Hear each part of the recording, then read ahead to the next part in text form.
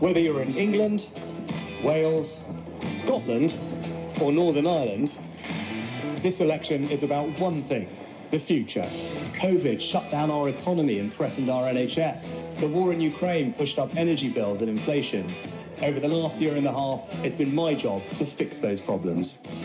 Record funding for the NHS, inflation down from 11% to 2.3%, taxes cut, and pensions protected. That's a plan that's working. Where do you even start with this bollocks?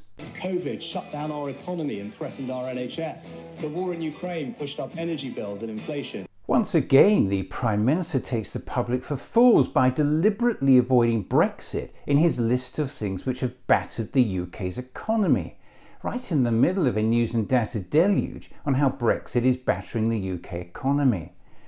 By almost every economic and financial measure, the hard Brexit, championed by the Prime Minister and entirely self-inflicted on the country's economy, has been disastrous for the UK. Now, of course, the pandemic and Russia's illegal war in Ukraine has had an impact on the economy, as has rising energy prices.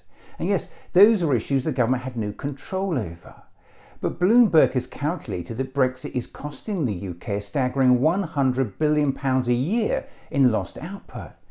That's roughly £40 billion less for the government to invest in the UK. Just think about that. It's £40 billion less to invest in our hospitals and our schools and public services that we all rely on. It's one of the reasons for the Chancellor's anemic budget. Over the last year and a half, it's been my job to fix those problems. Well, imagine the shock for the Prime Minister when someone reminds him that shortly before he became Prime Minister, he had been Chancellor for 2 years.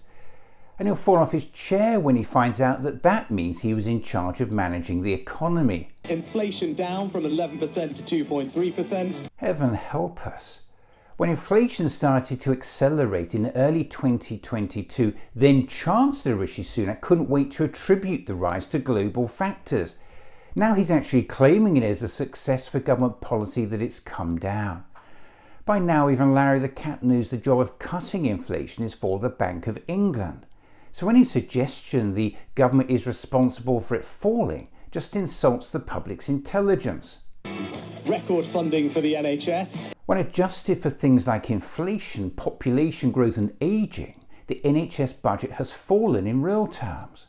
We've got millions waiting to start routine hospital treatment in crumbling hospitals, an NHS staffing crisis with a desperate shortage of doctors and nurses, and thousands dying every year on NHS waiting lists. That's not exactly a record for the Prime Minister to grin and boast about. Taxes cut. Seriously? The tax burden under this government is forecast to increase to near record levels. And the Prime Minister will again fall off his chair when someone reminds him that thanks to him, millions more people are now paying income tax since 2010.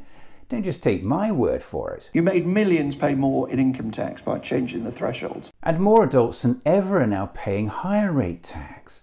And as for his repeated claim that the average worker will now be £900 a year better off, as Full Fact point out, the Institute for Fiscal Studies says once the impact of all tax changes is factored in, the average worker will save just £340 in 2024-25, and those earning less than £26,000 will actually be worse off.